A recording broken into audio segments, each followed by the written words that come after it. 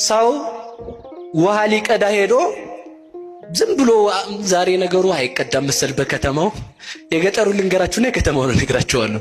በገጠር እንስራ የሚባል አለ። ያን አዝላ ውሃ ልትቀዳ ትሄዳለች። ውሃ ልትቀዳ ሄዳ ስታበቃ ወንዝ ደርሳ ቤት እንደው አዝላው ብትመለስ ውሃው ይሞላል? ንገሩኝ እንጂ መሙላት የሚችለው ምን ሲል ነው? ማዲጋው ውሃ መያዝ ሲችል ነው ማለት ነው። ቤተ ክርስቲያን መጥቶ ዝም ብሎ ደርሶ ጎለል እያሉ መሄድ ተቀዳ ምን መባል አለበት? ቃለ እግዚአብሔር ሰምተ ነፍስን የሚለውጣትን ነገር ይዘህ መሄድ አለብህ ነው የነገርኳችሁ ነው ያለሁት። ስለዚህ ምንድነው ወንዝ ወርዶ እንስራ ተሸክሞ ብቻ ወንዝ የወረደ ሰው ውሃ ማምጣት አይችልም። ወንዝ ከወረደ በኋላ መቅዳት አለበት። ቤተ ክርስቲያን ስንመጣ ነገር ልንቀዳ ሳይሆን ጽድቅ ልንቀዳ መሆን አለበት። ቤተ ክርስቲያን ደርሰን ስንመለስ ምንም ባዷችንን ከሆን በረከት አናገኝም አላልኳችሁም?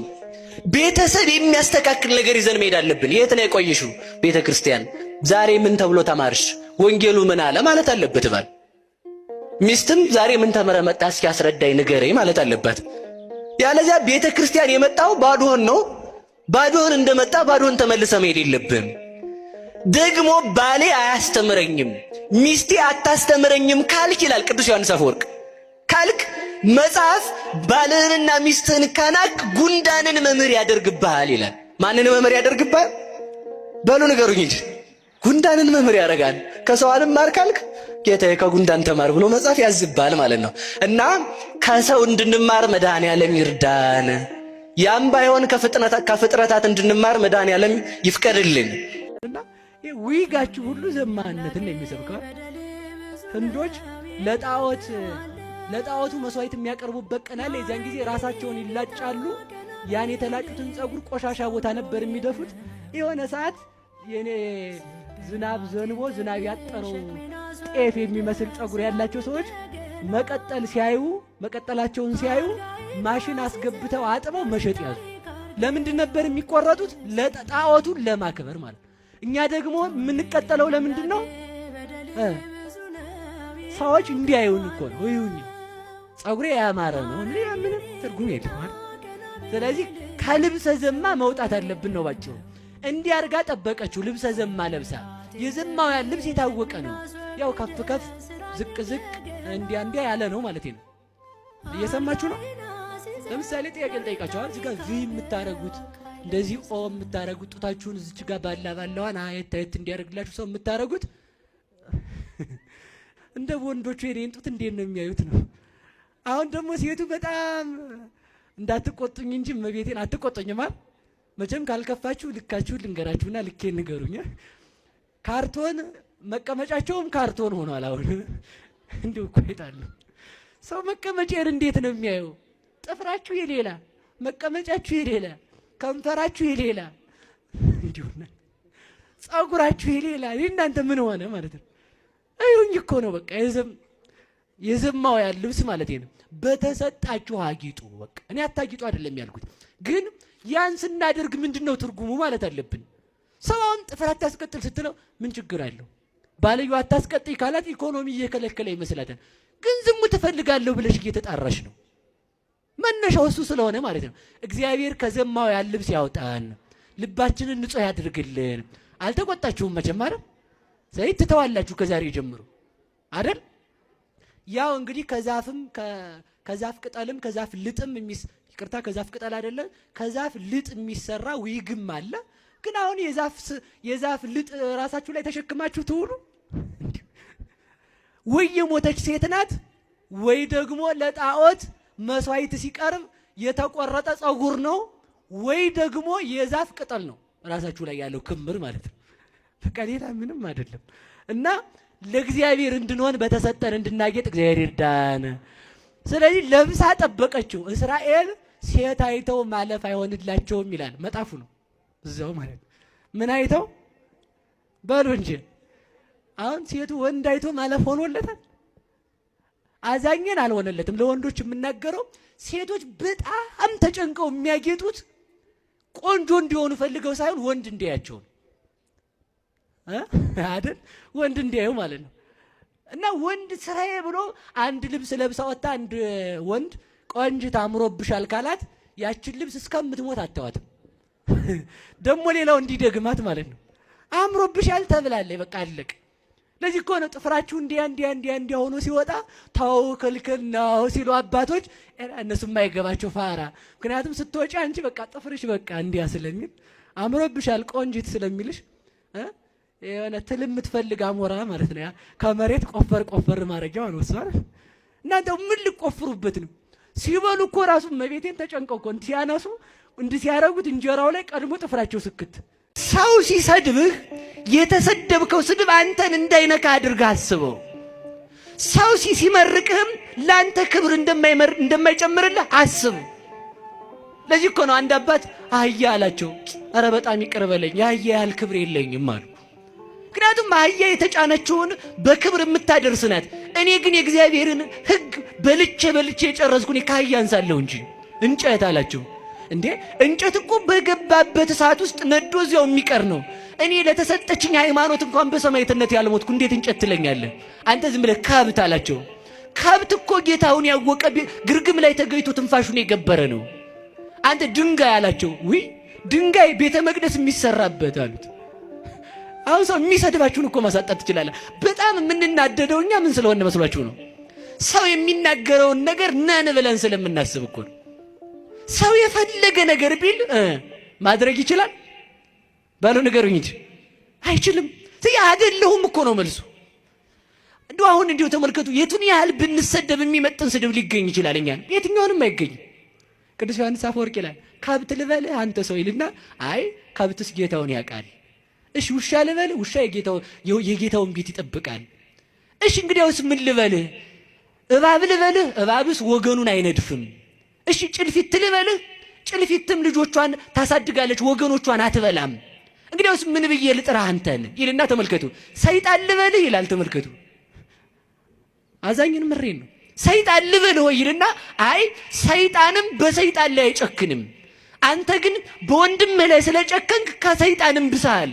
ሰይጣን የገንዘብ ባሪያ አይደለም፣ አንተ ለገንዘብ ባሪያ ሆነሃል። ሰይጣን የሱስ ባሪያ አይደለም፣ አንተ ለሱስ ባሪያ የልማድ እስረኛ ሆነሃል። ምን ልልህ እችላለሁ? እንኳንስ ክርስቲያን መባል ሰው ብዬ ልጠራ ምን ያስጠራሃል? ምን የሚያስጠራ ስም አለህ ይላል ተመልከቱ።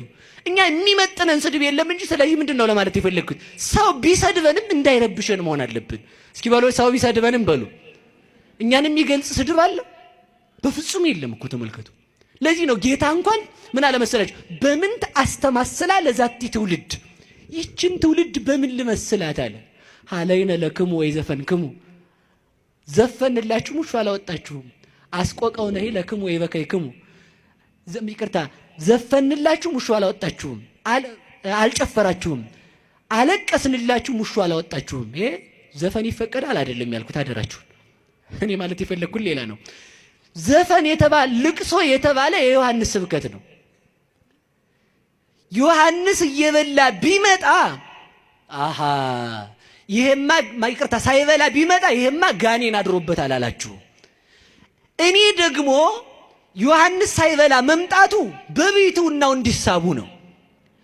ክርስቶስ ደግሞ ሲመጣ እየበላ እየጠጣ የታመሙትን በሽተኞችን ዘማውያንን ኃጢአተኞችን እየጠየቀ አብሯቸው እየዋለ ሊያድናቸው ቢቀመጥ ደግሞ ምን አሉት መሰላችሁ?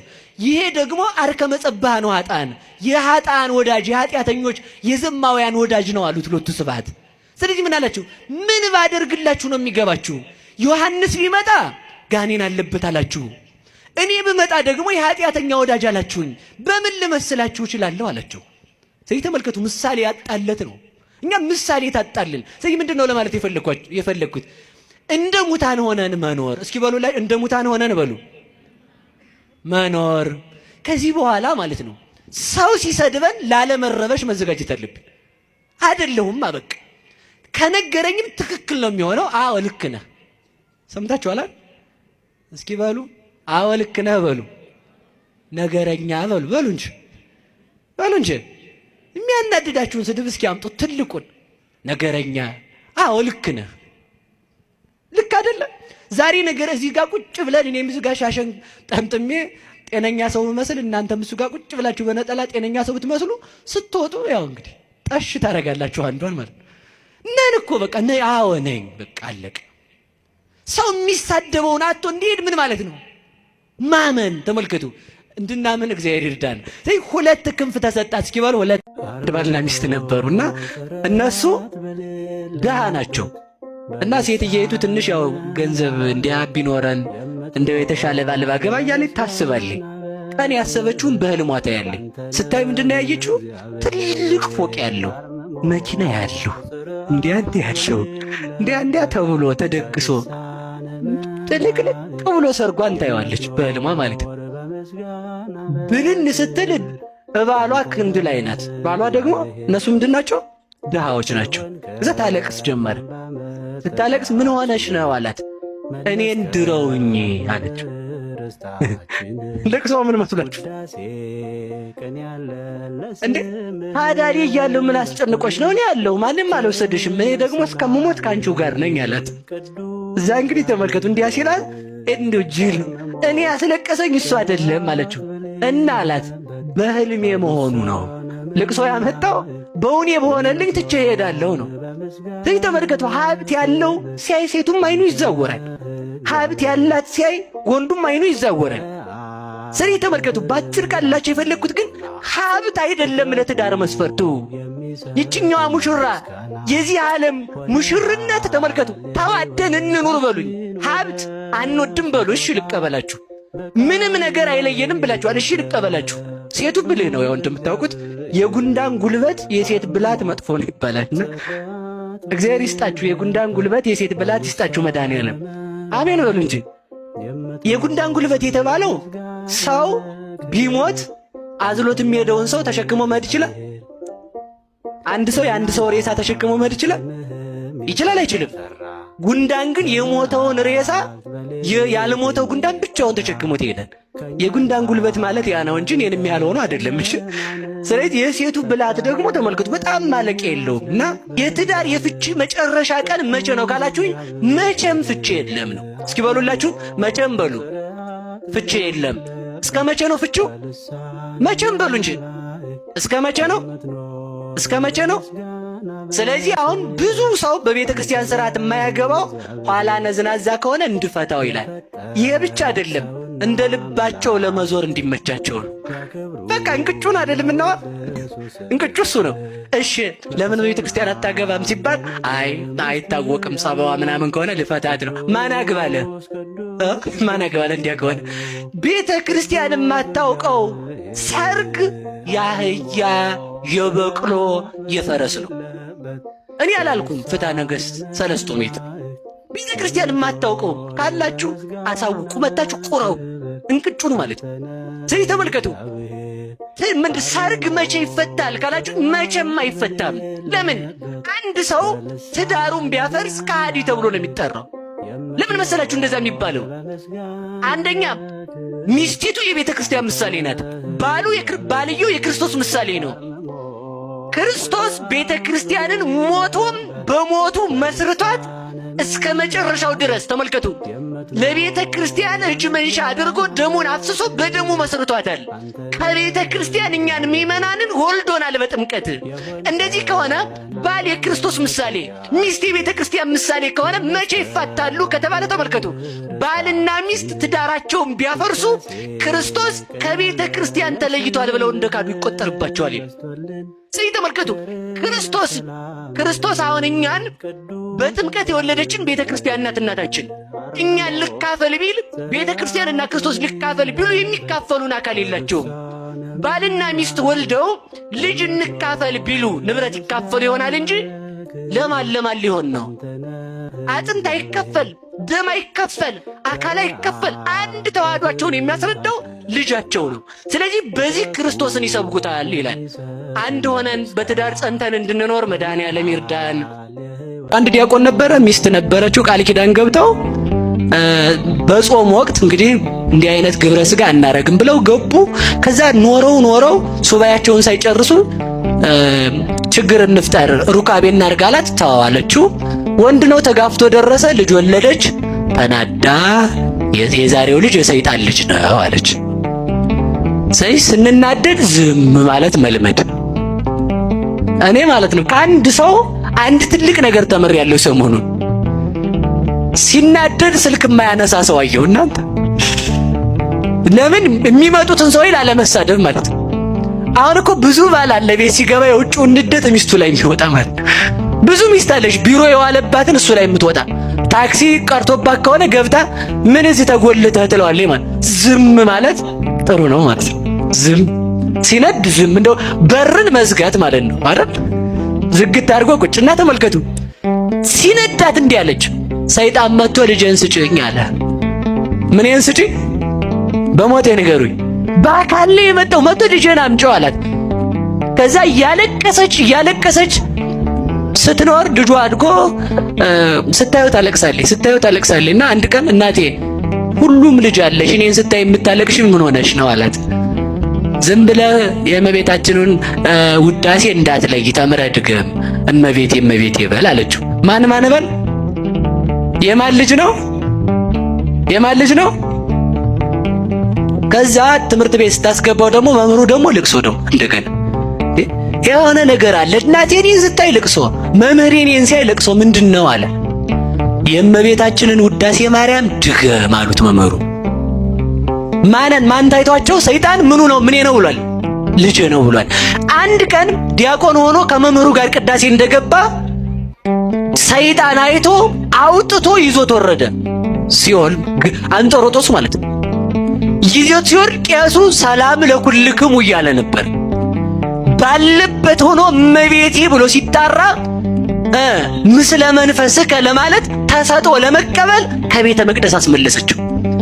ለሁሉ የተመቸች ሰው ሰይጣን ወስዶ ፈልገው ቦታ ቢጥለው እንኳን ከሰይጣን እጅ አስወጥታ ቤተ መንግስት ለማድረስ የተመቸች ናት። ድንግል ማርያም በኃጢአታችን ጊዜ እንኳን የምትረዳን እናት ናት። እሷን የሰጠን እግዚአብሔር ይመስገን።